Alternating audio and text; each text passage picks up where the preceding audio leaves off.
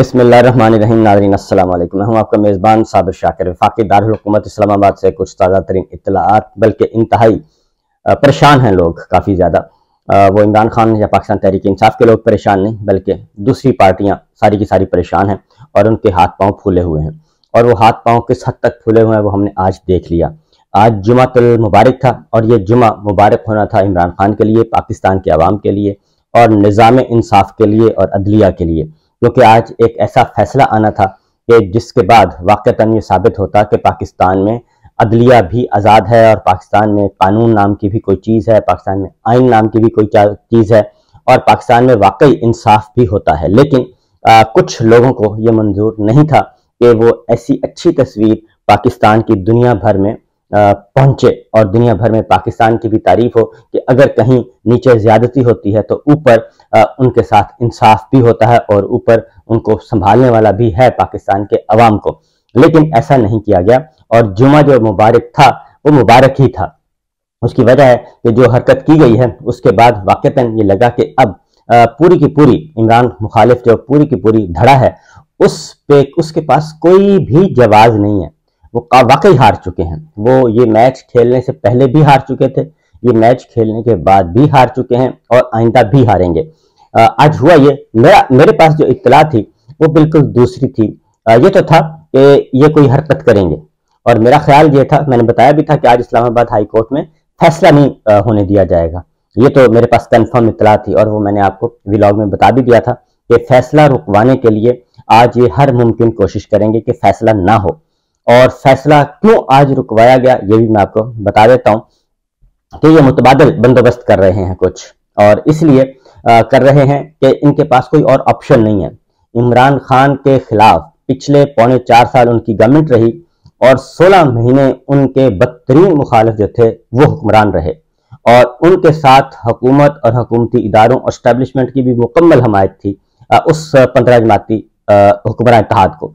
लेकिन 4.25 साल की पूरी 4.25 साल का एक एक प्रोजेक्ट खंगाल मारा इन 16 महीनों में। तो इमरान खान तो दूर की बात है, उनकी काबीना के किसी रुकन के खिलाफ भी कोई केस नहीं मिला बदउनवानी का, करप्शन का, जिसकी बुनियाद पे ये कोई ना कोई काम कर देते। खुश होना चाहिए था इस बात पे कि एक अच्छी गवर्नमेंट आई और जो 4.25 साल हुकूमत में रही, कमजोर तरीन हुकूमत थी, 4.25 साल हुकूमत में रही और 4.25 साल में मईशत जो है वो शरह नमू उसकी 6% तक लेके गए। डॉलर 178 रुपए तक रुका रहा और फ्यूल जो है वो 142 रुपए तक रहा। किसी किस्म की करप्शन नहीं हुई, गुड गवर्नेंस थी, लोग मुतमईन थे, सख्त फैसले हो रहे थे, लोग मुतमईन थे कि अच्छी क़यादत है, पाकिस्तान अच्छाई की तरफ जा रहा है। मईशत का जो इंफ्रास्ट्रक्चर है वो मजबूत बुनियादों पर खड़ा करने की कोशिश की जा रही थी। आलमी मालियाती इदारे, तमाम के तमाम आलमी इदारे, दीगर NGOs ऑर्गेनाइजेशंस, वो सब की सब तारीफ कर रहे थे पाकिस्तान की। कोविड के बावजूद पाकिस्तान ने दुनिया भर में एक हैरान कुन नतीजा दिया।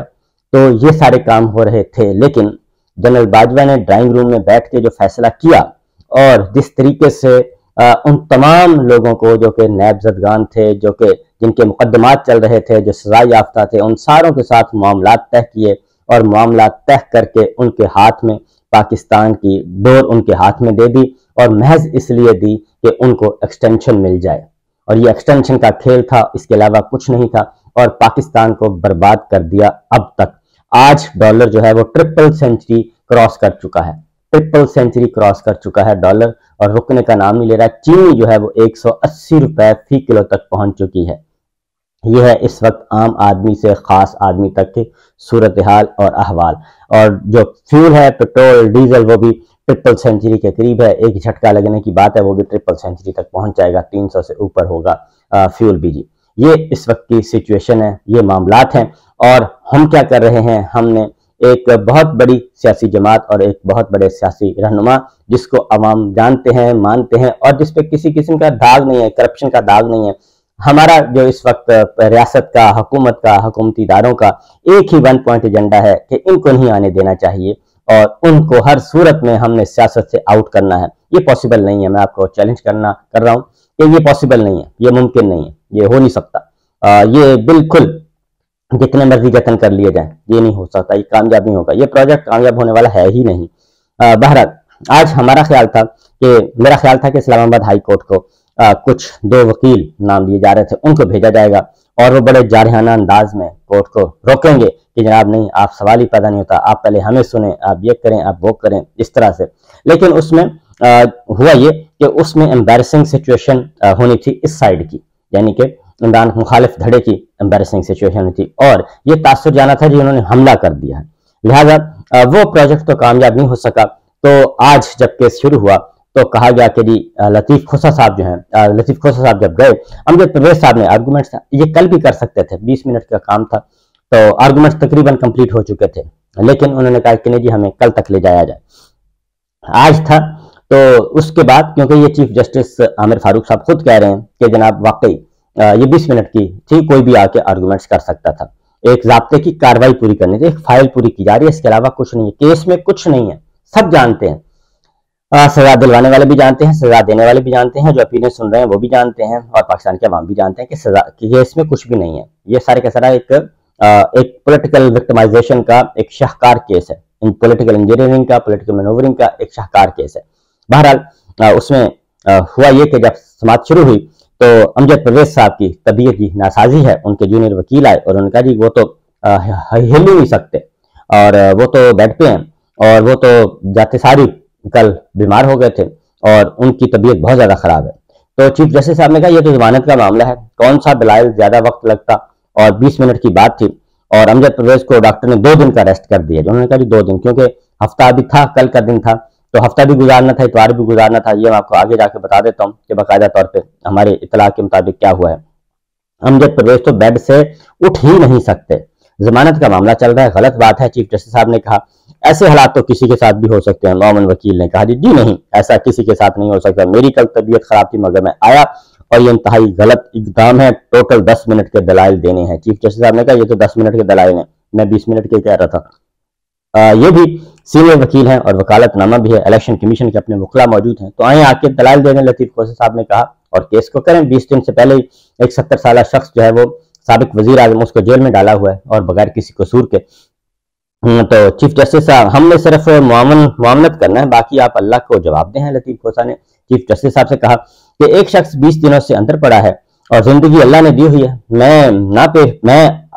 अगर मैं पेश ना होता तो मुझे सजा हो जानी थी, लतीफ खोसा साहब ने कहा। और उन्होंने कहा कि अगर मैं आज ना आता तो मुझे सजा जुर्माना हो जाना था, ये अदालत कर देती, तो इसलिए मैं तो आया हूं और दूसरे वकील नहीं आए।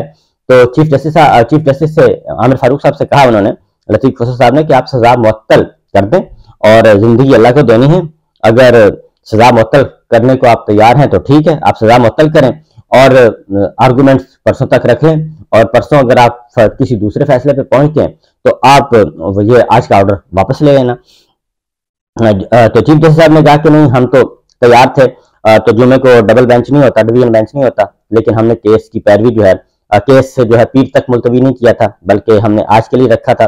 पिछले 8 माह से हमने इल्तवा नहीं मांगा, मोमन वकील ने कहा जी। हालांकि केस तो 3 दिन हो गए हैं, 2 दिन चला है, कल पहला दिन था और आज दूसरे दिन इल्तवा मांग लिया है, और ये बेल एप्लीकेशन है। 20 मिनट चीफ जस्टिस साहब ने कहा कि 15-20 मिनट में दलाइल मुकम्मल हो जाएंगे, तो लेकिन नहीं माने जी मोमन वकील, हम भी ट्रायल कोर्ट वाला काम कर सकते हैं मगर ऐसा नहीं करेंगे। चीफ जस्टिस साहब ने, आमिर फारूक साहब ने कहा, एक शख्स 20 रोज से जेल में है और हमारा काम सिर्फ अदालत का मामलत करना है, अल्लाह को आपने जवाब देना है। चीफ जस्टिस साहब वो कहते रहे, इस केस में तो नोटिस की भी जरूरत नहीं थी, हम वो काम नहीं करना चाहते जो ट्रायल कोर्ट ने किया, अदालत ने जो करना है फिर कर ले इस केस में। तो लतीफ खोसा साहब फिर थोड़े से अग्रेसिव हो गए और उन्होंने फिर रोस्टम छोड़ दिया, और रोस्टम छोड़ के उन्होंने कहा कि जी आप ज्यादती कर रहे हैं इस वक्त, ये एक जेल में पड़े शख्स की जिंदगी का मामला है और 3 दिन जिंदगी है, 3 दिन से हम भीख मांग रहे हैं। खुदारा इस इदारे को ऐसा ना बनाएं कि आपका मतहत आपकी बात ना माने। ये बात हकीकत है कि chief justice Islamabad high court के ऑर्डर्स जो हैं वो इम्प्लीमेंट नहीं हो रहे। इवन डिप्टी सुप्रीम जेल नहीं मानता उनके अहकामात एक एडिशनल सेशन जज नहीं मानता उनके अहकामात, एक मजिस्ट्रेट नहीं मानता। ये अलार्मिंग सिचुएशन है। ये शायद आमिर फारूक साहब को आज अच्छा लग रहा हो, लेकिन आगे जाके उनकी 8 साल की सर्विस जो है, आगे जाके उनको अंदाजा होगा कि ये कितना गलत है। सुप्रीम कोर्ट कह चुकी है कि इस केस में सुकम मौजूद है, आपने जो करना है करें, फैसला आपने करना है। चेयरमैन इमरान खान की अपीलों पर रिलीफ जो है वो हमारा हक है, लेकिन जनाब ये मामला फिर मंडे तक मुलतवी कर दिया गया।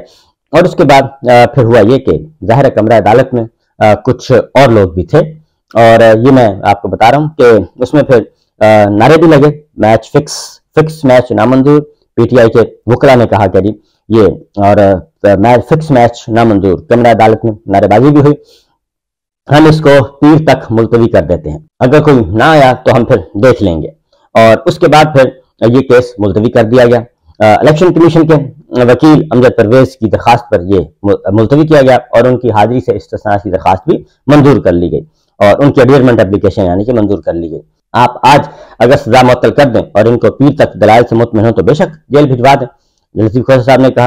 और उसके बाद हुआ ये, यानी कि ये मामला यहीं तक नहीं रुका। ये तो मैंने कोर्ट प्रोसीडिंग बता दी, नारेबाजी हुई, हुल्लड़बाजी हुई, जो भी हुआ। उसके बाद ये हुआ कि अब इस्लामाबाद हाई कोर्ट है, सिर्फ 2 महीने हुए उसको बने हुए को, नई हर चीज नई है, नई नकोर है। और उसमें लतीफ खोसा साहब जब नीचे आ रहे थे तो उसके बाद लिफ्ट जो है वो खराब हो गई, लिफ्ट फंस गई और लिफ्ट में सरदार लतीफ खोसा साहब और इमरान खान के वकील, इमरान खान के तर्जुमान कानूनी टीम के वो नईम हैदर पंचोता और दीगर लोग थे, और सरदार लतीफ खोसा साहब के साथ उनकी टीम भी थी। और ये जनाब उसके बाद लिफ्ट खराब हो गई और लिफ्ट को 15 मिनट गुजर गए, 20 मिनट गुजर गए, 25 मिनट गुजर गए, 30 मिनट गुजर गए, कोई नहीं आया।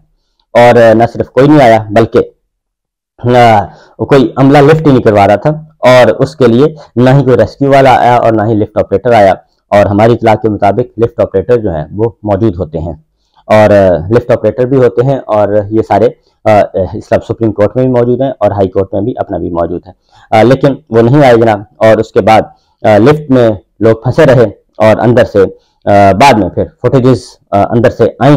अंदर चूंकि जर्नलिस्ट भी थे और उसमें सरदार लतीफ खोसा, नईम हैदर पंचोता, अली अयाज भुट्टर साहब थे, सहाफ़ियों में बिलाल अब्बासी और उस्मान थे, तो ये भी अंदर से काम करते रहे।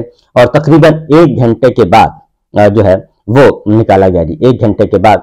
और फिर उसके बाद जो दलील दी गई वो ये था कि रेस्क्यू की टीम जो है उसको गलत इतला दे दी गई थी कि वो बेसमेंट में है, तो वो बेसमेंट में चले गए थे। तो बेसमेंट और ग्राउंड फ्लोर का जो फासला है वो 30 सेकंड में तय हो जाता है, 30 सेकंड ओनली। तो बेसमेंट में गया हुआ अमला जो वापस आया वो नहीं वापस आ सका, यानी कि 1 घंटे तक भी ऊपर नहीं आ सका। उसके बाद फिर आगे एक डिप्टी कमिश्नर साहब भी पहुंच गए, और डिप्टी कमिश्नर साहब को पहले ही तौहीन अदालत का नोटिस हुआ है। तो रेस्क्यू अमले की इमरजेंसी की कॉल वो कहते हैं 12:27 पर की गई थी और 12:34 पे हम पहुंच चुके थे। और उसके बाद फिर मिसगाइड किया गया कि बेसमेंट में जाएंगे, अगर हम बेसमेंट में ना जाते तो जल्दी काम हो जाता। तो ये सिचुएशन है और ये इस वक्त की मामलात हैं। और उसमें जो एक्चुअल बात है वो मैं आपको बता देता हूँ। उसमें जो ऑर्डर, कोर्ट ऑर्डर पहले जरा सुन लें कि कोर्ट ऑर्डर क्या हुआ है आज के दिन का। कोर्ट ऑर्डर आज के दिन का ये हुआ कि जी अगर इलेक्शन कमीशन के वकील पीर को भी सेहत याब ना हो तो मुतबादिल वकील पेश हो। इलेक्शन कमीशन के वकील तबीयत नासाजी के बायस पेश ना हो सके, अपील कुनिंदा के वकला की जानिब से समाअत मुलतवी करने की मुखालफत की गई। केस की समाअत दोबारा 28 अगस्त को की जाएगी। अब ये तो आपको एक दिन की कार्रवाई सुनाई है, लेकिन एक्चुअल हुआ क्या है? एक्चुअल क्या हुआ है ये चलें कि मैं इंशाल्लाह अगले व्लॉग में बताऊंगा, क्योंकि फिल वक्त ये है कि असल मामला ये है कि इमरान खान साहब जो हैं उनको जेल में रखना मकसूद है, उनको कैद में रखना मकसूद है, और उनको हर सूरत में कैद रखना मकसूद है। उसकी वजह यह है कि अगर वो बाहर आ जाते हैं और उनकी ये तोशाखाना में जमानत हो जाती है, क्योंकि ये फैसला तो बरकरार नहीं रहेगा, ये फैसला ख़त्म होना है और इसके पल्ले कुछ नहीं है। लेकिन अगर वो बाहर आते हैं तो फिर जो एक बड़ा प्रोजेक्ट है, एक बड़ा सियासी नक्शा तरतीब दिया हुआ है, सियासी तो नहीं कहना चाहिए, गैर सियासी नक्शा जो तरतीब दिया हुआ है वो खराब हो जाएगा। इसलिए आज ये काम किया गया और 2 दिन के लिए वकील साहब ने इजाज़त ली। इन 2 दिनों में कुछ और इक़दाम उठाए जाएंगे और मैं आपको बता देता हूँ। वो ये है कि इमरान खान साहब को आपको देखा होगा कि आज ही खबर चली कि इमरान खान की टीम जो है वो एक JIT जो है वो अटक जेल पहुंच गई है और वो 9 मई के हवाले से तफ्तीश करेगी। तो मुतबादल मुकदमात तैयार किए जा रहे हैं कि किसी न किसी मुकदमे में ऐसी ठोस गिरफ्तारी डाल दी जाए कि इमरान खान साहब की जमानत ना हो सके। और दूसरा वही बात है कि जस्टिस काजी फाइज साहब के आने से पहले ही उनको मुतनाज़ बनाया जा रहा है। इजाज़त दीजिए, अल्लाह हाफिज़।